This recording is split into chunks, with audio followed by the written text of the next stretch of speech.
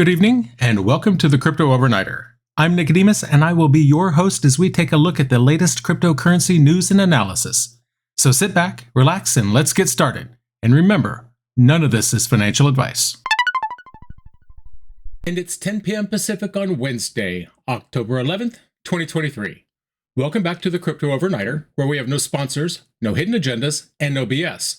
But we do have the news, so let's talk about that. Tonight, we're diving into a world that's tightening its grip.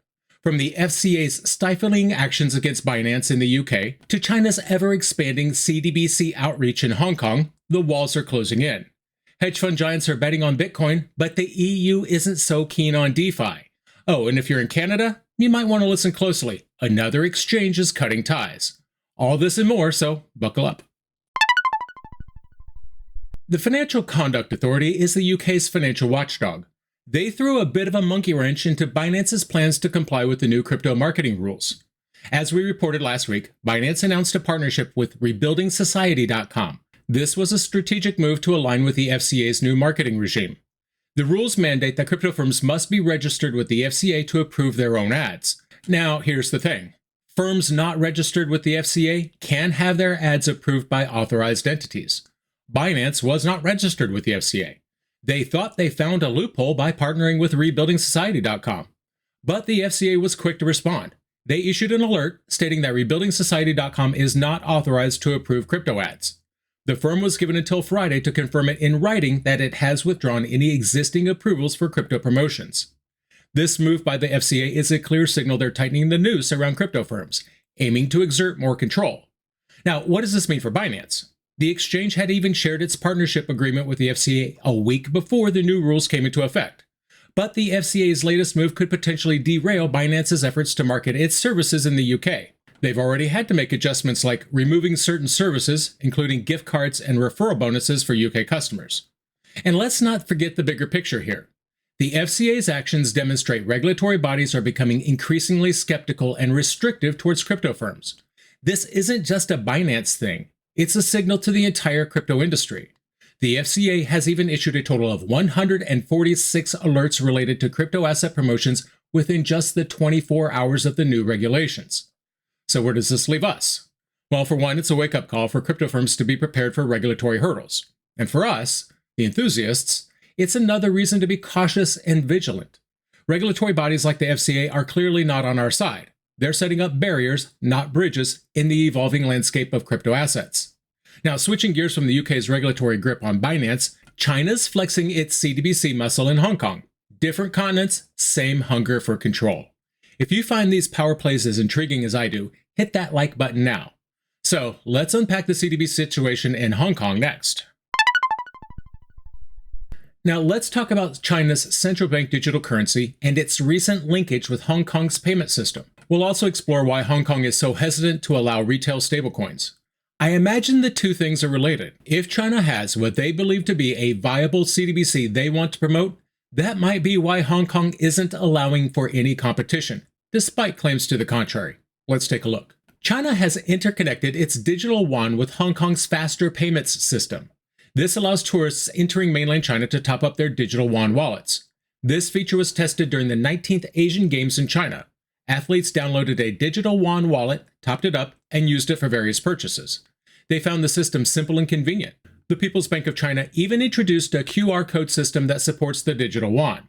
On the other side of the fence, we have Hong Kong, which is cautious about adopting cryptocurrencies, especially retail stablecoins. The Hong Kong Monetary Authority cites claims like money laundering, fraud, and consumer protection as the reasons for their caution. They claim to be worried about the systemic risks that retail stablecoins could pose. Hong Kong's approach is not just about caution, it's about control. They're waiting for a robust regulatory framework before allowing the retail trading of stablecoins. They said that they're considering comprehensive guidelines for the stablecoin market by the end of 2024. Now, here's the kicker. Hong Kong is also researching central bank digital currencies as a potential alternative to retail stablecoins, separate from the government of Communist China. Now, the linkage between China's CBDC and Hong Kong's FPS is a significant move, especially considering the contrasting stances of the two regions on digital currencies. While China is aggressively pushing its CBDC, Hong Kong remains cautious, particularly about retail stablecoins. This divergence is not just a matter of policy, but reflects broader geopolitical and economic strategies. China's move to integrate its digital yuan with Hong Kong's FPS is a clear indication of its intent to exert more control over financial transactions. The controllability that the People's Daily mentions is a coded way of saying that the Chinese government can more easily monitor transactions. Monitor and control. Hong Kong's caution, on the other hand, is rooted in its status as a global financial hub. The city is wary of anything that could destabilize its financial system, but this caution could be a double-edged sword. While it might protect the city from potential risks associated with digital currencies, it also makes Hong Kong less competitive in the rapidly evolving digital finance landscape. The contrasting approaches to digital currency by China and Hong Kong offer a glimpse into the future of global finance. China is clearly leading the charge in CBDCs, while Hong Kong is taking a more measured approach. But as these two financial systems become increasingly interconnected, the tension between control and caution is likely to escalate. So you tell me, is the reason that Hong Kong isn't allowing retail stablecoins due to concerns around fraud and money laundering, stability and systemic risk? Or is it because Beijing won't allow it? You tell me in the comments below. Next up, Paul Tudor Jones is betting on Bitcoin for financial freedom. If you're betting on Bitcoin too, make sure to subscribe and turn on notifications. We're diving into why this hedge fund giant is all in on the old BTC. Hedge fund giant Paul Tudor Jones made headlines by endorsing Bitcoin and gold. He cites rising geopolitical risks and the US's shaky fiscal position as key reasons. On CNBC's Squawk Box, Jones called the current geopolitical climate the most threatening he's ever seen. And so, since May 2020, he's been bullish on Bitcoin, initially investing 1 to 2% of his assets in it. A year later, he upped that to a 5% allocation. Now, Jones is not blind to the challenges. He acknowledged the headwinds that Bitcoin faces, like regulatory hurdles and the Federal Reserve's anti-inflation stance. But his recent comments indicate a renewed faith in Bitcoin as a hedge against these very issues. He's even gone so far as to say that the U.S. is in its weakest financial position since World War II. High interest rates, spiraling debt, and bond liquidation form a vicious circle that puts the U.S. in an untenable fiscal position. The geopolitical landscape is equally grim. The ongoing Israel-Hamas war, Russia's invasion of Ukraine, and tensions between China and the U.S. have created a volatile environment. Jones bluntly states that China, Russia, and North Korea are run by sociopaths. I would tend to agree. So what's the play here? For Jones, it's Bitcoin and gold. He argues that these assets should take up a larger percentage of your portfolio than they historically would. He sees the Federal Reserve's aggressive interest rate hikes as a potential tipping point into recession. In such times, Bitcoin could serve as a safe haven, a sentiment long echoed by Bitcoin enthusiasts. Jones's endorsement is not just a casual nod. It's a calculated stance backed by years of financial acumen. He sees Bitcoin as math, a constant in a world full of variables. He said it's a, quote, bet on certainty amid uncertain economic conditions.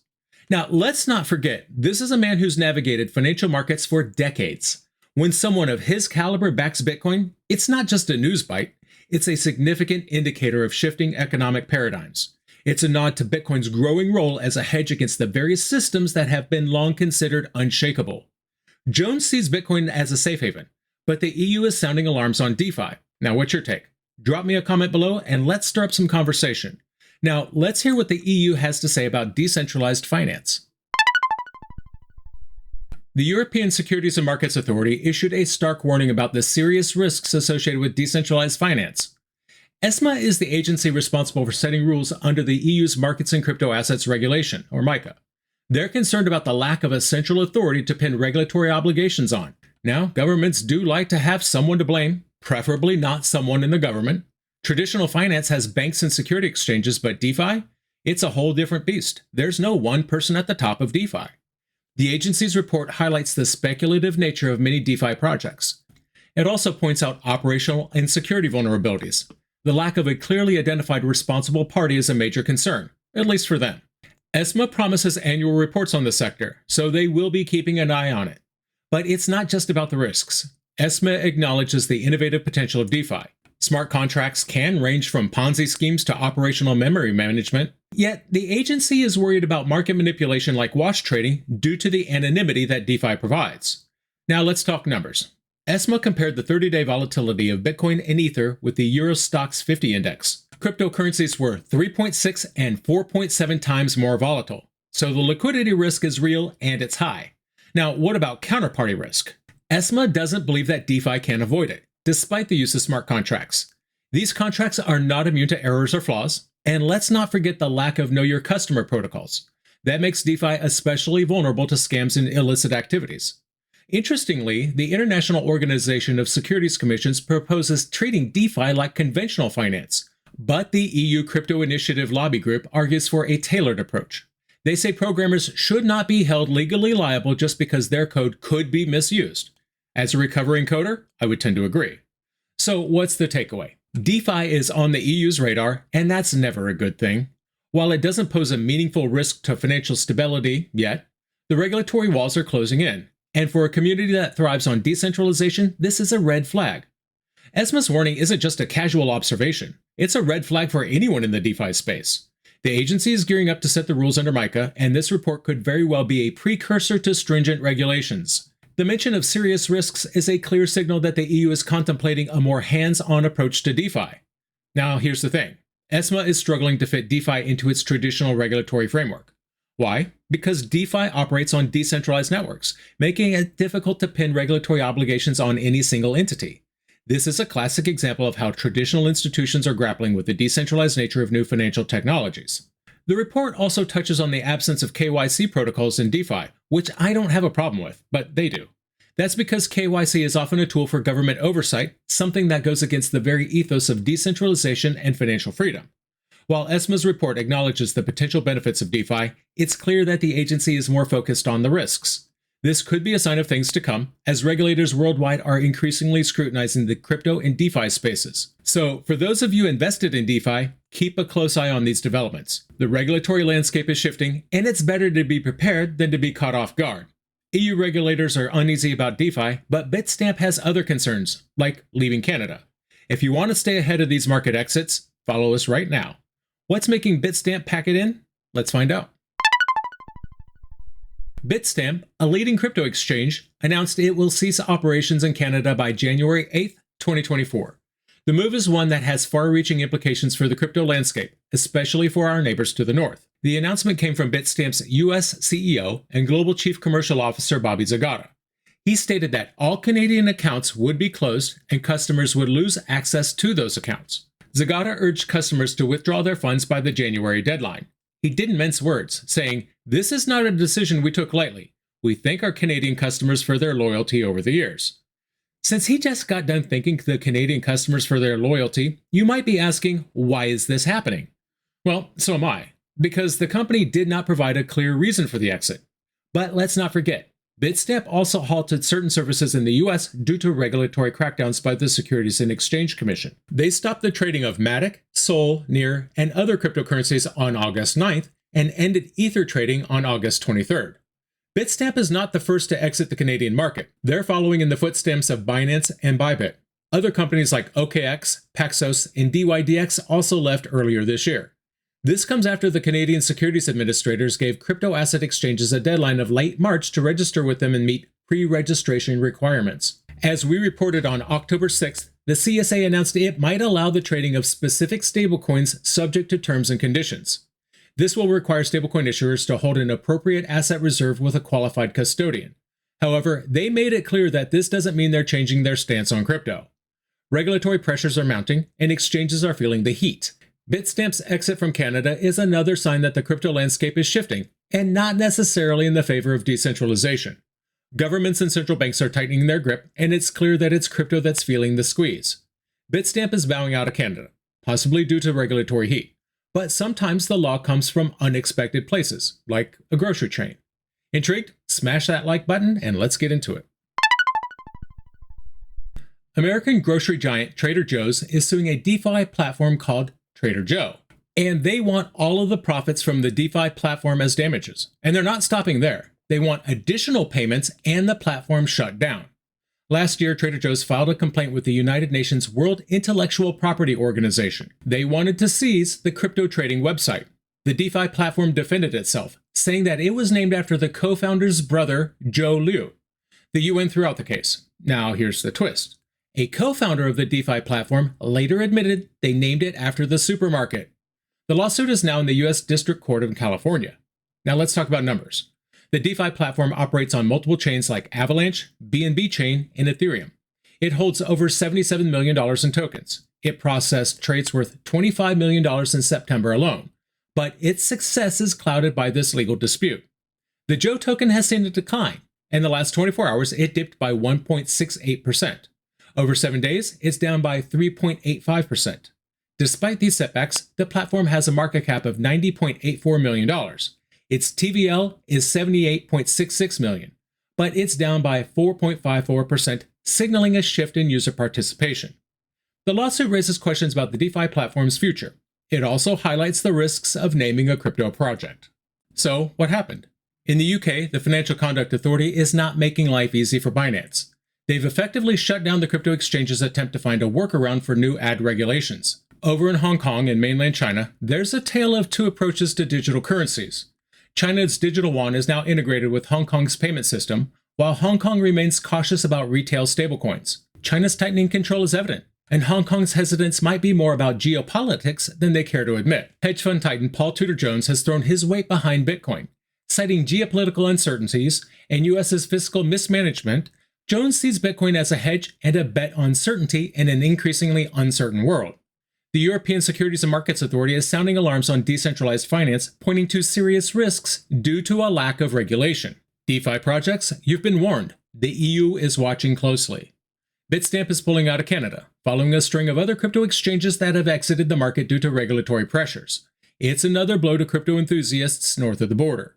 Finally, Trader Joe's is suing a DeFi platform named Trader Joe. This lawsuit could remind us that even in the decentralized world, brand names still matter. The overarching theme tonight is about the tightening grip of traditional authorities on the decentralized world of crypto. Whether it's the FCA in the UK, China's aggressive CBDC push, or regulatory warnings in the EU, the message is clear. The days of the Wild West in crypto may be numbered. These actions are more than just isolated incidents. They're indicative of larger shifts. Regulatory bodies are increasingly skeptical and wary, aiming to fit new paradigms into old frameworks, often unsuccessfully. Hedge fund giants like Paul Tudor Jones are acknowledging the power of crypto even as governments try to rein it in. As we wrap tonight, the crypto landscape is changing, and it's not always in favor of the principles that attracted us to this space: decentralization, financial freedom, and innovation. But it's not all doom and gloom. These challenges also present opportunities for the crypto community to rally, adapt, and innovate.